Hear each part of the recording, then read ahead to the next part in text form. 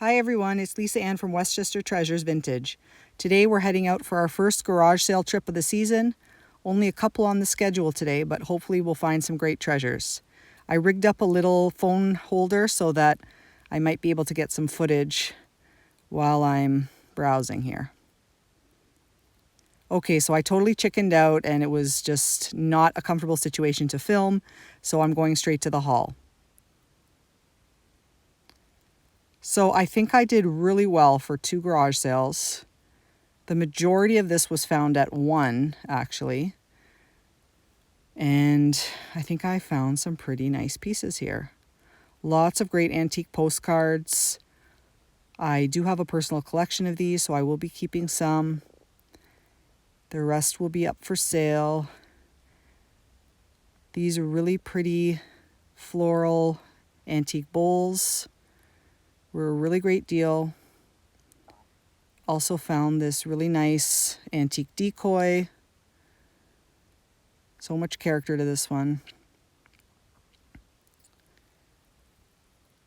These pink depression glass plates were a very good deal. A couple bucks each. I'm going to keep those for my personal collection. I found this really cute garden chair planter, which I may have to find a place for in my garden. This is a really pretty ginger jar, made in West Germany. Very nice design on that one. Couldn't resist this very sweet little print. And this one looked really cute, possibly for a laundry room. Found some nice original art. Pretty brass framed watercolor, nice impressionist landscape piece, and a miniature.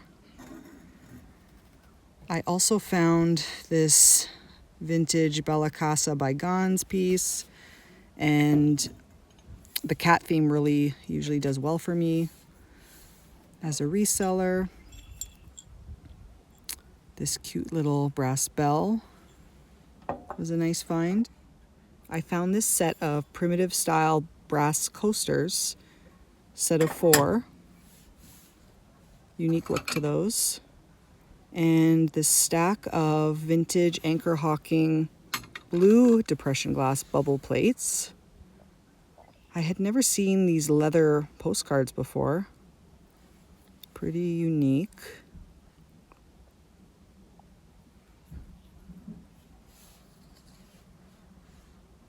Here's another antique card.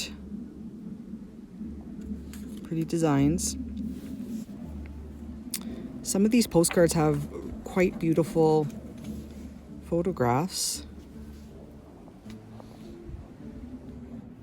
I also found a few vintage horse items and a little glass Goebel figurine, as well as a pretty little silver trinket box. Not too bad, I'd say, for the first little haul of the season. So usually I end up keeping a few of the items I pick up. I think these coasters are going to be staying with me for a little bit. I really like the worn look of these. I'm going to be adding some of these postcards to my collection. I like to display them. And I also store the rest of them in this little Florentine box. I change them up for the different seasons and just kind of like leaving them out to display. I also enjoy reading the little notes on the back. Some of them are really sweet.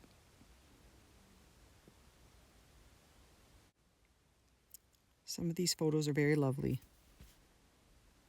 I'll have to look at these in more detail later. There's quite a stack of them. All right.